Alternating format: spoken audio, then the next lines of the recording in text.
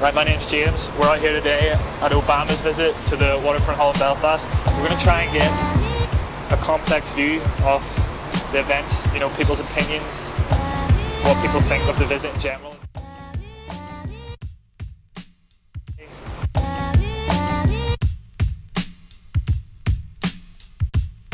Just wondering, so you're out here supporting Obama today? Oh yes, we are. So I was just wondering, what do you think about the NSA openly spying on everyone in the world and Obama allowing that? Don't really care. We don't really care, no? No, we don't really. We just love Obama. Just here to support him. So you don't want any privacy on the internet. You don't, just as long as Obama. I don't go on the internet, so I'm not really fussed. It is an issue, but you have to have proper oversight on it. It's like what we do here in Northern Ireland. You cannot not have surveillance because there's people that are trying to do harm. You're not going, by the way. Sorry about that, just one. So the whole issue about is how you do oversight, and if you look at the model, actually Northern Ireland has a lot to say about that. That first of all, we have probably the biggest cybersecurity research facility, certainly in Europe, down at ESIT.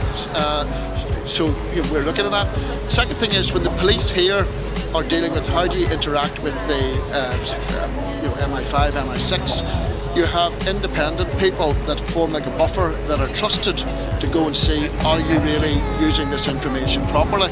Because I personally am not for big government in terms of it being intrusive, but I will say to you that there are people out there trying to do us serious harm, and we need to find some way of protecting it. So it's a balance, and democracy, what is it, the price of democracy is vigilance. Just to start off, why out here today? Well, I'm here today for BBC Northern Ireland. We're obviously covering President Obama's visit. Just think about that, James. One of the most powerful men in the world coming here to Northern Ireland. Now, of course, as a journalist, what you've got to try to do is, it is exciting. There's no doubt that's exciting. But you've got to try to rein yourself in and just report what he said, and remember that there will be some people who don't want him here and a lot of people who do. So the main reason why we're really out here today is just to ask about, what is your opinion on the NSA prison openly spying on everyone in the world and Obama authorising that? Right, so you're asking me that question and I work for the BBC. So you now want me to give an opinion and I work for the BBC. Yeah. Let me ask you this, do you think I should be giving you an opinion? Give an opinion. Yeah, I think it's good for having an open mind, but I obviously know you have to respect the business you work for. But which means I can't tell you. What do you think? Well, I don't think it's right at all. Why?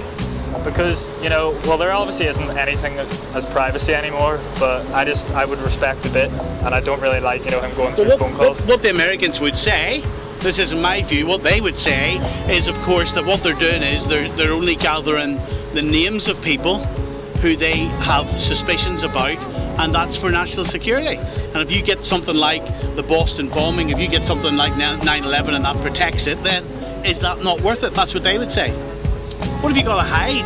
And I think there was a lot of young people, and 2/3 of the audience was young people, and it certainly was inspirational, and certainly will have an impact on our future. So the main question I really want to ask is, how do you feel about Obama allowing the NSA to spy on people all over the world, gather up the information, store it on one hard drive? Prison.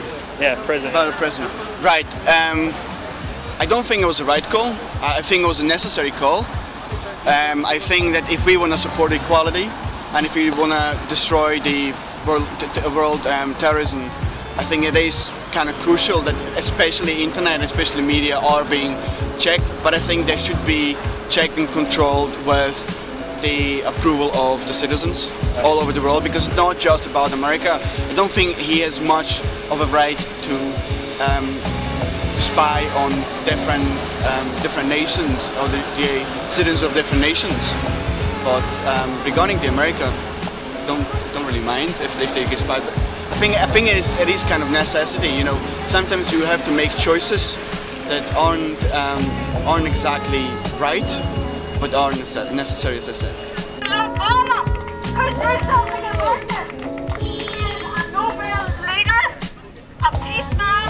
He talked this morning in Belfast to little children and talked about peacemaking, while his government is arming terrorists to kill people inside Syria.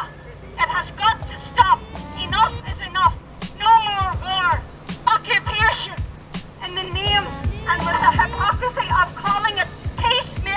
So Obama's visit is over.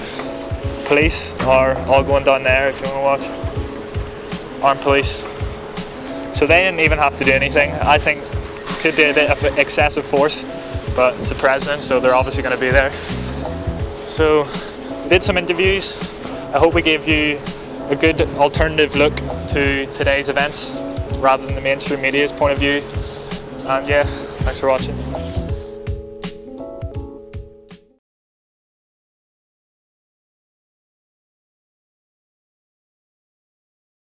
The Electronic Frontier Foundation, and it's a project to survey how government agencies across the country are interested in and looking to acquire drones, what sorts of policies they're using, and what sort of actual equipment they're planning on deploying. With the story still developing about how the Justice Department was spying on Associated Press journalists, I wanted to know, is there a way for a journalist to keep his sources secure? Is there a way to keep